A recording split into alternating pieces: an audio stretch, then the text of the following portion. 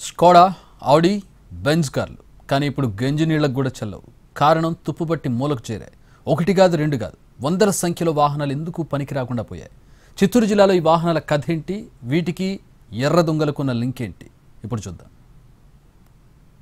Red sandal smuggling కు care of Chittoor జిల్లా అన్నది అందరికీ తెలుసు. జిల్లాలో విస్తరించి ఉన్న శేషాచలం అటవీ ప్రాంతం నుంచి భారీగా ఎర్రచందనం స్మగ్లింగ్ జరుగుతుంది. అయితే పోలీసులు అటవీ శాఖ దాడుల్లో సరుకుతో దొరికే వాహనాల్ని పోలీసులు అటవీ శాఖ సీజ్ చేస్తారు. అలాంటి వెహికల్స్ తిరుపతి నుంచి బాకరాపేట వెళ్లే దారిలో అడవి మధ్య 100 ఎకరాల్లో కనిపిస్తాయి. వీటిలో ఖరీదైన కార్ల నుంచి ఆటోలు, లారీలు, ట్రాక్టర్లు ఉన్నాయి. ఈ రోడ్లో కొత్తగా ఎవరైనా వెళితే ఇదేదో సెకండ్ హ్యాండ్ వెహికల్స్ అమ్మే ప్లేస్ అనుకుంటారు.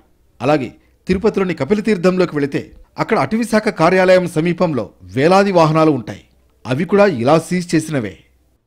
ఇక్కడే కాదు, చిత్తూరు, కడప, రాజంపేట, ప్రకాశం, నెల్లూరు జిల్లాల అటవీ శాఖ కార్యాలయాల వద్ద కూడా ఇలా వేలల్లో వాహనాలున్నాయి. మొదట్లో వ్యాన్లు, అంబాసిడర్, ఇండికా వంటి కార్లు సీజ్ చేసేవారు.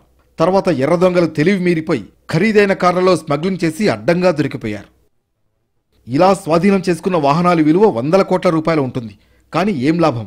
అధికారుల నిర్లక్ష్యం కారణంగా కళ్ల ముందే తుక్కు అయిపోతున్నాయి. వీటిని స్క్రాప్గా కొనుగోలు చేయడానికి కూడా ఎవరూ ముందుకు రావడం లేదు. గతంలో కొన్ని వాహనాలు వేలం వేస్తే దాదాపు 1 కోటి రూపాయల వరకు ఆదాయం వచ్చింది.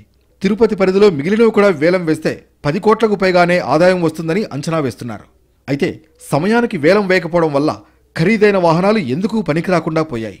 దీంతో ఎవరూ ముందుకు రావడం లేదు. మరికొన్ని వాహనాలను సొంత పనుల కోసం పోలీస్ శాఖ వాడుకుంటోంది. గత ప్రభుత్వ హయాంలో కాస్ట్లీ కార్లు హయ్యర్ అఫీషియల్స్ వాడుకున్నట్లు టాక్ నడుస్తోంది. ఇక కొత్తగా సీజ్ చేస్తున్న వాహనాల్ని ఎక్కడ పెట్టాలో కూడా అంతుపట్టడం లేదు.